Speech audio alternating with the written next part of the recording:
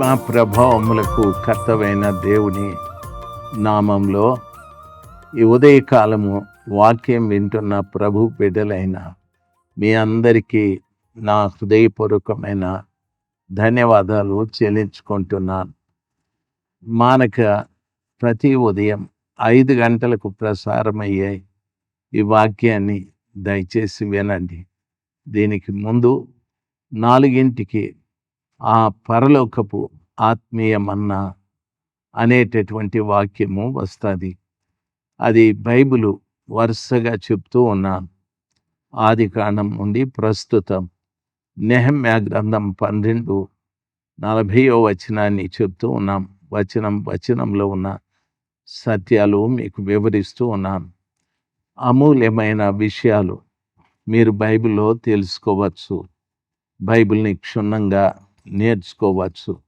కాబట్టి 4ంటికి పరలోకపు ఆత్మీయ మన్నా అనే వాక్యాన్ని, తర్వాత అనుదినము మీకు ఉదయకాలాన మిమ్మల్ని బలపరిచి ధైర్యపరిచి ప్రభులో స్థిరపరిచే మాటలు 5 గంటలకి ఇది ప్రసారమవుతుంది. ప్రతిరోజు దయచేసి విని బలపడండి. ప్రియులారా, లైక్ చేయండి, సబ్స్క్రైబ్ చేయండి, అనేకులకు షేర్ చేయండి. దేవుని వాక్యాన్ని అనేకులకి మనం పరిచయం చేయడం మనకు ఆశీర్వాదకరం.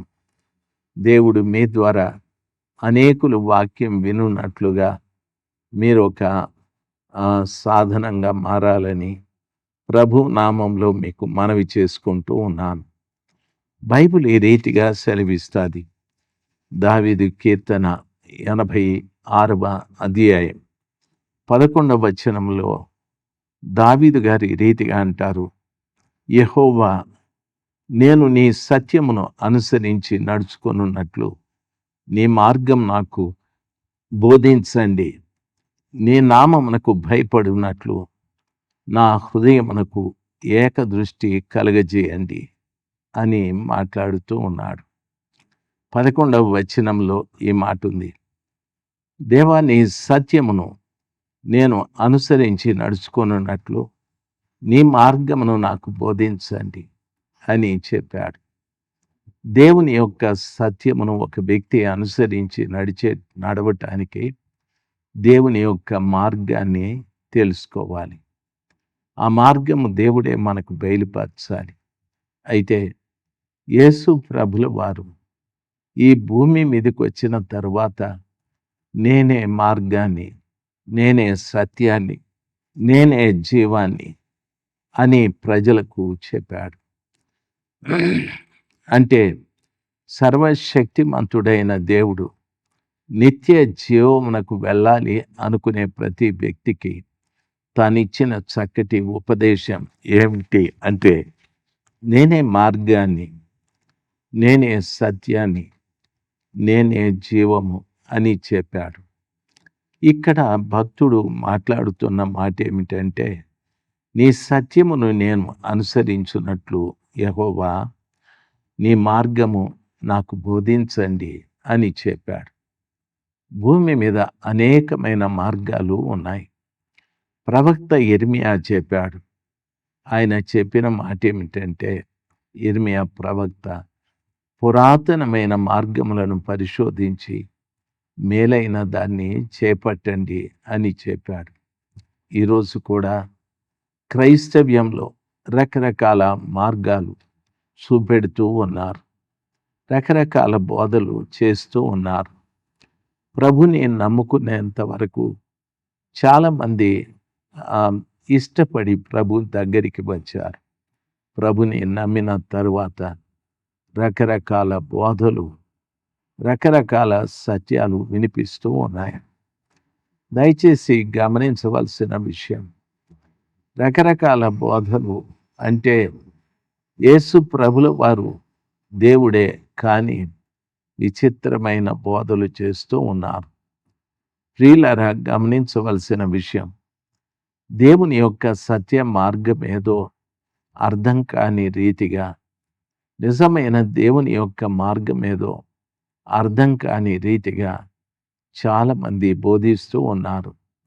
కొందరు అద్భుతాలని, కొందరు మహత్కార్యాలని, కొందరు సూచక క్రియలని, ఏవేవో కార్యాలు చేస్తూ ఉన్నారు. ఆ రీతిగా చేయడం వలన ప్రియులారా, మనుషులు దేవుని యొక్క సత్యాన్ని ఎరగకుండా, ఆయన మార్గం తెలియకుండా చాలామంది జీవిస్తూ ఉన్నారు. ఈ మధ్యనే ఒక వ్యక్తి చేస్తున్న పని నేను గమనించాను. ఆయన ఏమంటున్నాడంటే, వేదిక మీద నిలబడి, ఇదిగో దేవుడు నాకు మీ ఇంటికి వెళ్ళే మార్గాన్ని చూపెడుతూ ఉన్నాడు అని స్టేజ్ మీద వాక్యం చెప్పడం మానేసి, ఆయన మీ ఇంటికి వెళ్ళే మార్గాన్ని ప్రభువు నాకు చూపెడుతూ ఉన్నాడు అని చెప్పి, ఆయన అక్కడ ఒక డ్రామా లాగా, ఇదిగో నేను స్కూటర్లో బయలుదేరా, ఇప్పుడు లెఫ్ట్‌కు వెళ్తున్నాను, రైట్‌కు వెళ్తున్నాను, ఇదిగో మీ ఇంటి దగ్గర ఆగాను, మీ ఇంటి ముందు ఒక చెట్టు ఉంది, మీ ఇంటి లోపలికి వచ్చాను, ఆ గదిలో టీవీ ఉంది, ఇట్లా చెప్తా ఉన్నాడు. సేవకుడే, యేసయ్యని ప్రకటించేవాడే. ఇది ఎంత దారుణమో చూడండి. అందుకు భక్తుడైన దావీదు గారు, యెహోవా నీ సత్యమును నేను అనుసరించి నడుచుకొనున్నట్లు నీ మార్గం నాకు బోధించండి అని చెప్పాడు. కాబట్టి దేవుని యొక్క సత్యాన్ని అనుసరించి నడుచుకోవటానికి ఆయన మార్గం ఏదో మనం తెలుసుకోవాలి. ఆయన మార్గాన్ని తెలుసుకొని ఆ మార్గ ప్రకారముగా మనము నడుచుకున్నట్లయితే దేవుని యొక్క సత్యమును అనుసరించి నడిచే వాళ్ళుగా మనం ఉంటాము. బైబిల్ అంటది, ఆయనే, ప్రభుల వారే చెప్పారు, నేనే మార్గాన్ని, నేనే సత్యాన్ని, నేనే జీవాన్ని అని చెప్పాడు. ఈ ఉదయకాలం మందు ఒకవేళ నీవేదైనా ఎటువంటి మార్గాల గుండా వెళుతూ ఉన్నావేమో, చాలా ఇలాంటివి చూస్తూ ఉంటాం. అరటి పండ్లకు ప్రార్థన చేసి, ఇదిగో ఇవి అభిషేకించబడ్డాయి, ఇవి తింటే పిల్లలు పుడతారని. యాపిల్ పండ్లకు ప్రార్థనలు చేసి, ఇవి తింటే పిల్లలు పుడతారని. ఇట్లాంటివన్నీ కూడాను దయచేసి గమనించాల్సింది. వాళ్ళు ఎదురుగానే పిల్లలు ఉన్నారు, వాళ్లకు ప్రార్థన చేసి వాళ్ళని అభిషేకించవచ్చు. వాళ్ళను వదిలిపెట్టి పండ్లకు అభిషేకం వచ్చేటట్టు ప్రార్థించడం ఏంది? మన పిచ్చి కాకపోతే? ప్రియులరా, ఎంతోమంది తప్పుడు మార్గాన్ని చూపెట్టి దేవుని యొక్క సత్యాన్ని ఉల్లంఘించి ప్రవర్తించే రీతిగా మనకు బోధిస్తూ ఉన్నారు. తప్పుడు మార్గాలన్నీ చెప్తూ ఉన్నారు.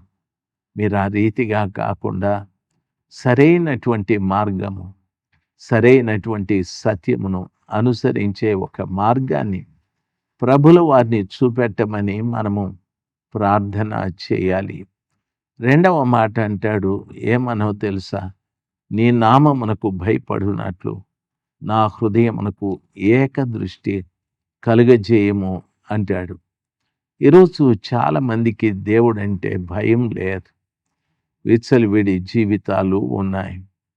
కొంతమంది మందిరంలో ప్రియులారా తాగి మందిరానికి వచ్చేవాళ్ళు ఉంటారు, సిగరెట్ తాగి వచ్చేవాళ్ళు ఉంటారు, ఇష్టానుసారమైన తప్పితాలు చేసి మందిరానికి వచ్చేవాళ్ళు ఉంటారు. దయచేసి గమనించాలి. ఆ రీతిగా చెడును కలిగి మందిరంలోకి వస్తున్నామంటే దేవుని భయం లేనట్టే కదా. అందుకని భక్తుడు అంటున్నాడు, దేవా నీ నామమునకు నేను భయపడినట్లు నా హృదయమునకు ఏకదృష్టి కలగజేయము అంటాడు. దాని అర్థం ఏమిటంటే, ఒక వ్యక్తికి ఏకదృష్టి లేదు, రకరకాల దృష్టులు ఉన్నాయి. చూడండి, చాలామంది హృదయంలో ఎన్నో ఆలోచనలు, ఎన్నో తలంపులు ఉంటాయి. ఎన్నింటి గురించి ఆలోచిస్తూ ఉంటాడు. చెడు గురించి ఆలోచిస్తాడు, ఎవరికో కీడు చేయాలని, ఎవరినో నష్టపరచాలని, ఎవరినో బాధ పెట్టాలని రకరకాల రీతిగా మనుషుడు తన హృదయంలో ఆలోచిస్తూ ఉంటాడు. ప్రియులారా, ఏకదృష్టి అవసరం. నా కొరకు ప్రాణం పెట్టి, నా కొరకు ఒక చక్కటి మార్గాన్ని చూపెట్టి, నన్నొక సత్యమును అనుసరించు వానిగా చేసిన ఆ గొప్ప దేవుని వైపే నా హృదయము దృష్టి ఉంచాలి అనేది చాలా ప్రాముఖ్యమైన సమాచారం. ప్రియులారా, ప్రభువు మీద మనము ఏకదృష్టి కలిగి ఉంటే ఖచ్చితంగా దేవునికి మనం భయపడేవారిగా జీవిస్తాం. దేవుని పిల్లలు చాలా మందికి ఏకదృష్టి లేదు ప్రభువు మీద. ఎన్నో వాటి మీద తమ దృష్టి పెట్టుకొని వస్తూ ఉంటారు. ఆ రీతిగా కాకుండా ప్రభువు మీదే మన దృష్టి ఉంచుకొని ఆయనకు భయపడి ఆయన చూపెట్టిన మార్గంలో నడుస్తూ ఆ సత్యమును అనుసరించు వారిగా జీవిస్తే ఎంత బాగుండు, ఎంత దేవుడు సంతోషిస్తాడు. దేవుడు ఆ రీతిగా మనము చేయగలిగితే ఆ కృపగల దేవుడు మన జీవితంలో ఎన్నో గొప్ప కార్యాలను చేయగలడు. నీ కుటుంబంలో చేయగలడు, వ్యక్తిగతంగా నీ జీవితంలో కూడా చేయగలడు. అటువంటి రీతిగా దేవుడు మీ కుటుంబాలలో గొప్ప కార్యాలు చేయునట్లుగా అవకాశాన్ని మనం కలిగించాలి. మీరే కలిగించాలి. ప్రభువుని అడగండి, నా హృదయానికి ఏకదృష్టి దయచేయండి. నేను మీ అందు భయపడాలి స్వామి. మీరంటే భయము కలిగి జీవించాలి. మీ మార్గాన్ని చూపెట్టండి. అందులో నడుస్తూ సత్యమును అనుసరించు వానిగా నన్ను చేయండి. నా కుటుంబాన్ని ఆ రీతిగా చేయండి. మేలైన వాటి మీద మనసుంచి మేలైన వాటిని అనుభవించు రీతిగా నా విషయంలో కృప చూపెట్టండి. ఈ లోకము చాలా భయంకరమైనది. ఈ భయంకరమైన లోకంలో రకరకాల మార్గాలు, రకరకాల చూపులు, రకరకాలైన వ్యక్తులు ఉన్నారు. వాటి జోలికి పోకుండా మీ మార్గంలోనే నడవటానికి ఈ దీనుని పట్ల కృప చూపెట్టుమని ప్రభుల వారిని ప్రార్థించగలిగితే ఆయన ఖచ్చితంగా సహాయం చేస్తాడు.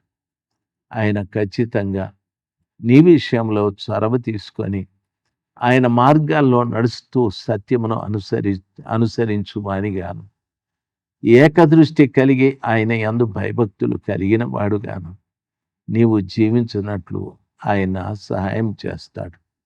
ఈ రీతిగా జీవించాలనే ఆశ నీకుంటే ప్రభు దగ్గర కళ్ళు మూసుకొని అడుగు. నీ కొరకు ప్రార్థన చేస్తాను.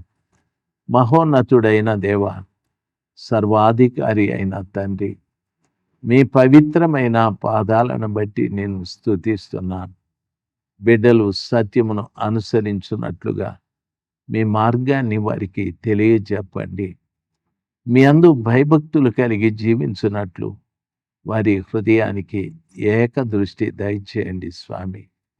రకరకాల దృష్టి వారి హృదయానికి లేకుండా ఏకదృష్టి మీ వైపే చూడటానికి కృప చూపెట్టండి స్వామి.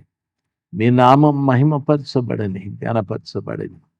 వాక్యం వింటున్న ప్రతి బిడ్డను, వారి కుటుంబంలో ప్రతి వారిని ప్రభా, వారి కుటుంబంలో ప్రతి అవసరమును తీర్చండి. ఉద్యోగం చేసే బిడ్డలను దీవించండి. వారికి చక్కటి ఉద్యోగాలు దయచేయండి. వారి పిల్లలకు మంచి భవిష్యత్తు, విద్య, ఉద్యోగము, ఆరోగ్యము, ఆర్థిక విషయాల్లో కూడా బిడ్డలు అభివృద్ధి పొందుటకు సహాయం చేయండి. మీ నీతిని వారు అనేకులకి ప్రచురపరచు రీతిగా ఒక్కొక్కరిని మీరు దీవించి బలపరచండి రాజా. సమస్త ఘనత మహిమలు మీకే. యేసు ప్రభువు నామంలో ప్రార్థన చేసి వేడుకుంటున్నాను పరలోకపు తండ్రి. Amen, amen, amen. Thank you. Praise the Lord. Praise the lord.